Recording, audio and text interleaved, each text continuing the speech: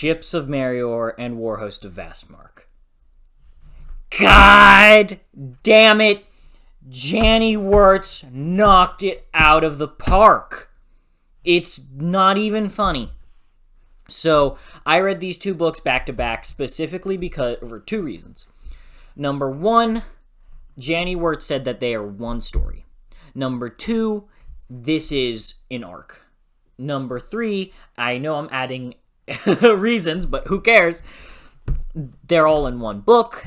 And number four, they were written as one book. So, to my understanding, Janny Wirtz wrote both Warhost of Vastmark and Ships of Merior as one book, which ended up becoming a whatchamacallit. What do you call these things?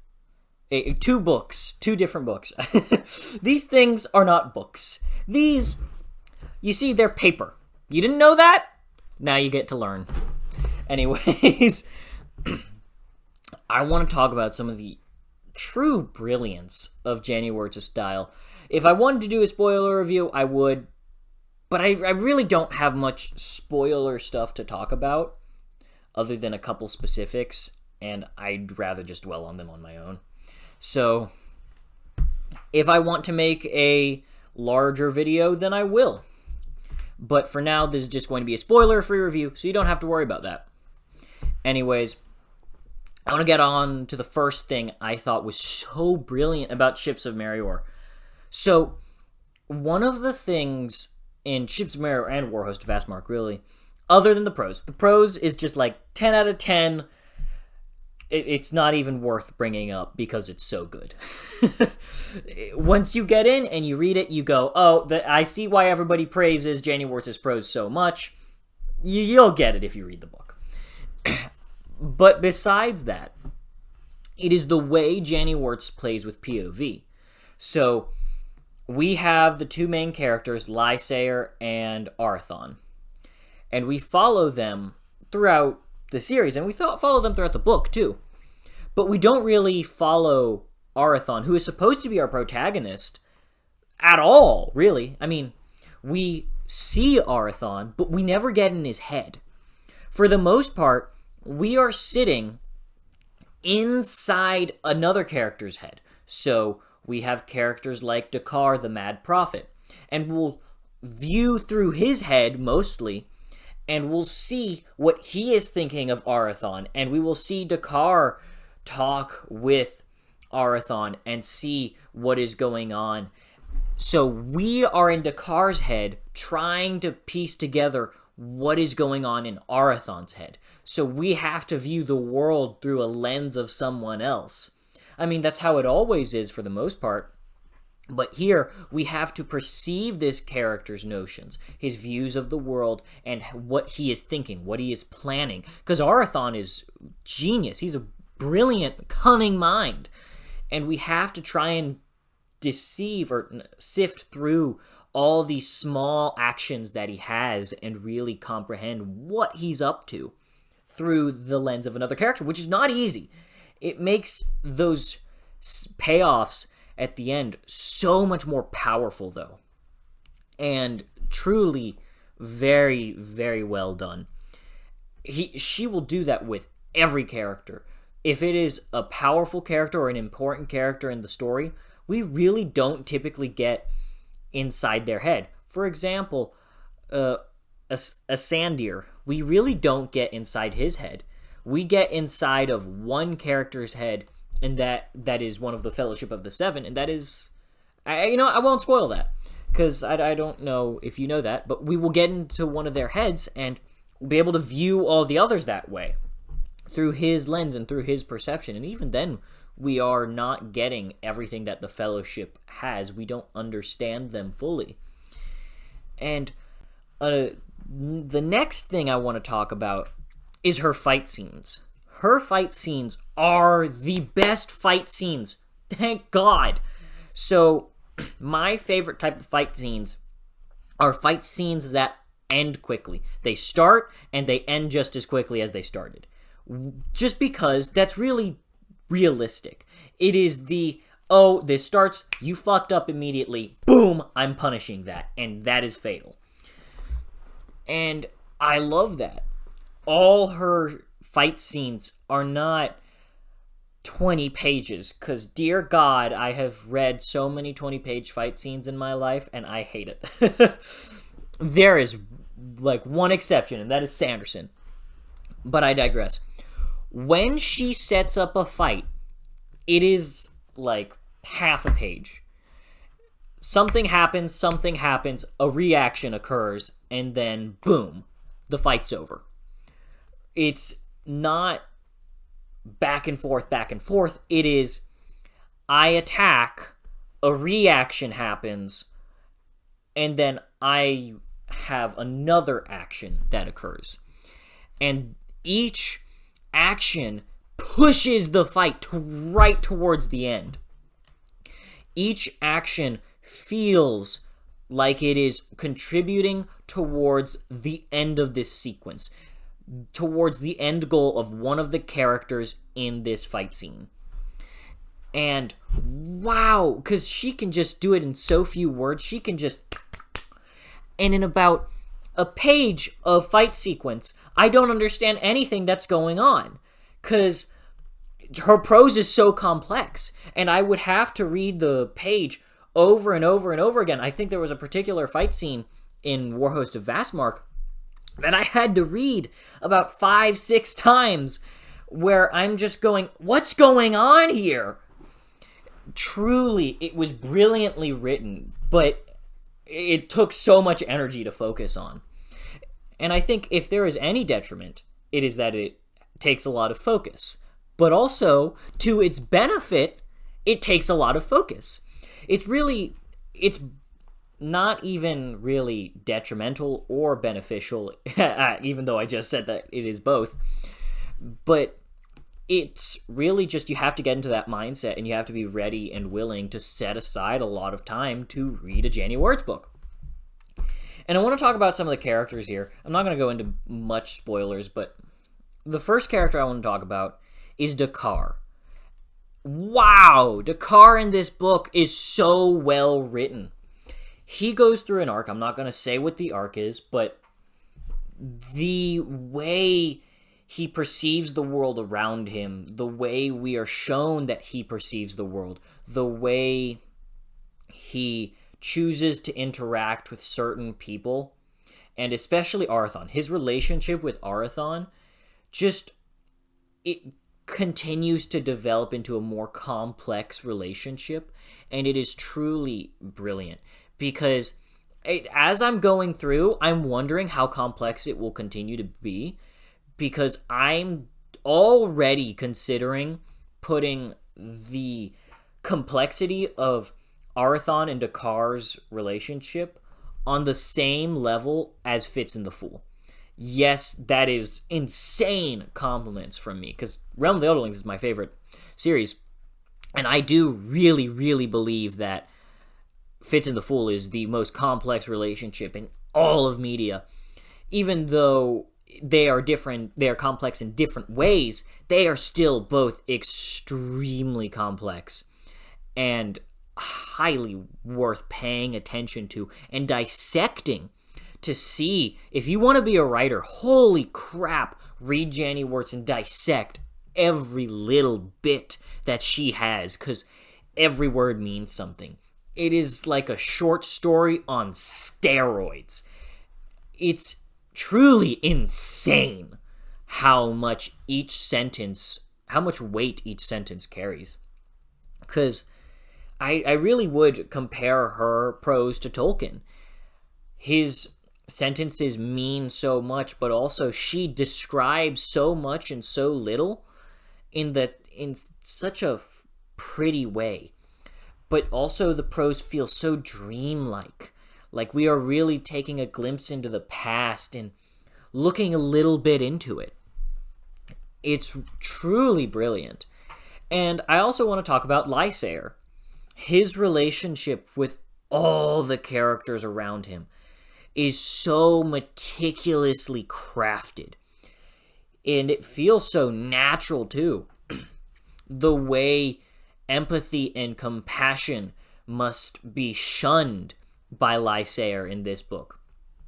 Of course, I'm doing little minor spoilers, but he has to shun empathy for his brother to believe he is right, to believe that everything in the world is right, that he is fighting for a just cause. And we continue to see his spiral in this book.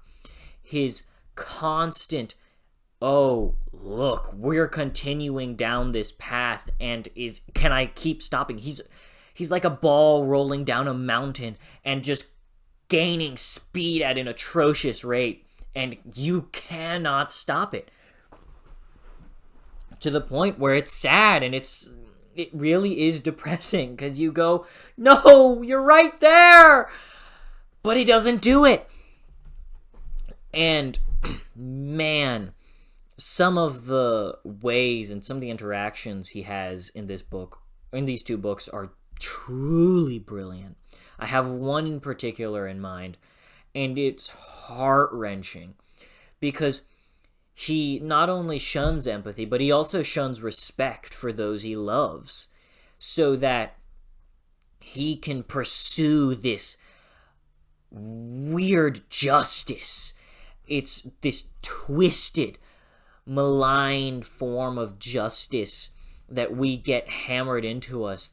It's sickening and sad, and we really feel, I really feel empathy for Lysair, because he is so twisted, truly.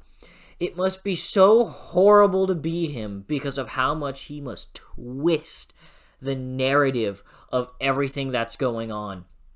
And I think that's another thing that is a consistent theme across this book and Curse the Mistwraith.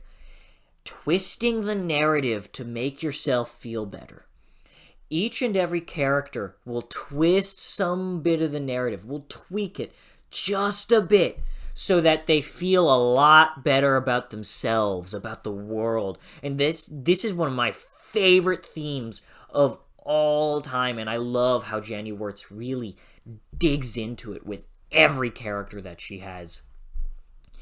And throughout the course of these books, she not only does that, but she also, it feels like the theme of the answer is kindness shows through so brilliantly.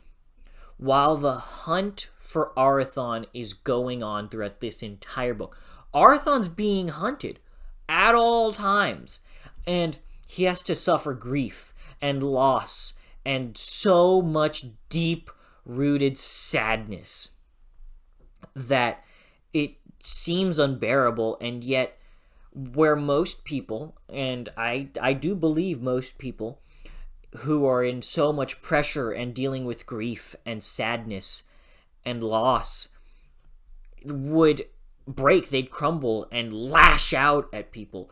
Arathon does get angry, he's not immune to it, but he still has that choice of kindness. I'm going to choose to be empathetic, and I'm going to choose to be kind towards you. And I think it is such a powerful thing that is shown within Arathon that there's just, it's so good. And the way the factions in this story line up, the way that each of them have their own intentions, their own goals, and they're using each other. I'm going to use you to do this thing, and use that guy to do this thing, because I want this done, so I need you to do that. And it's so good, because they will use each other. They'll use their enemies to their advantage. They'll use their allies to their advantage. Nobody is off the game table. Almost everybody is being used or using someone else in order to gain their own ends. And I think that is so true to human nature that I love how she picks it apart. And another thing, the world. Holy crap. The world is even more developed here. The one thing I don't quite get is the passage of time. How long does it take for me to get from one end to the other end of the continent? But I digress. That's a little bit of a nitpick. I don't really have a concept of how big is. I just realized. Yeah, there is a scale. I just realized. That's my bad. I'll probably look into that a little bit more. But there is a map, and it's so meticulous too. Even the map is so well detailed. Like, I'm gonna take this cover off. Take a look at this map. If you can see that. Man, the map is so detailed and well thought out and crafted. There are so many mountains. It's insane. And I also love how heritage is seen in this book. We see and such an importance placed on this is your bloodline, this is your duty, and this is what you must do. But also, how can you do the thing that you must do while enjoying life, while having a great time, while having a great laugh and having good friends. Truly, I love this book. It's so well done in everything that it does. And it also expands the world. Not only inside the world of Athera, but a little bit outside. It explains a couple other things. It opens up things that I didn't think about until the very beginning of War Host of Vastmark, where it's like, oh crap, I didn't know that. I didn't expect that. And it was really brilliant. And some of the displays of magic are so cool and badass that it's, oh, I didn't even... Okay, that's cool.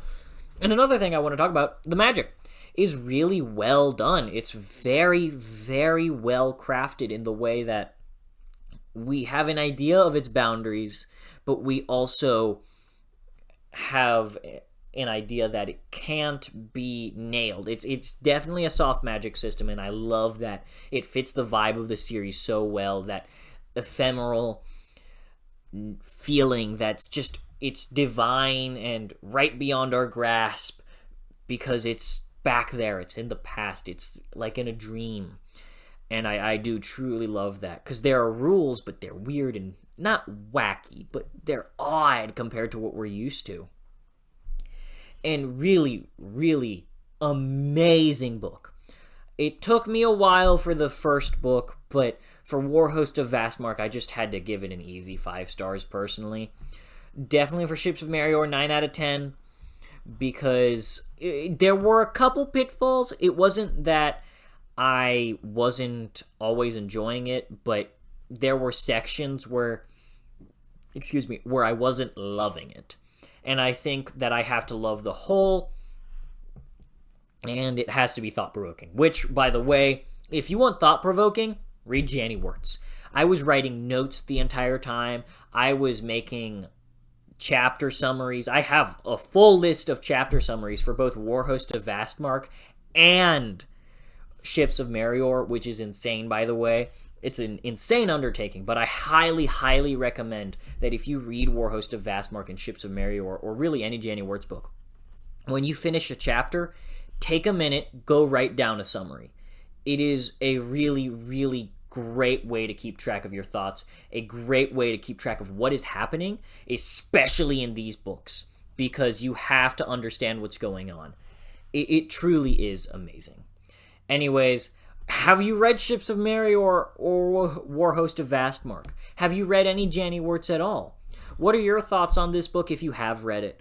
Or just in general, do you think I did a good job of reviewing? I don't know. I don't really care, honestly. But I would like feedback because it is helpful if you give good feedback. Anyways, I hope you all have a great day, and I hope that you enjoyed.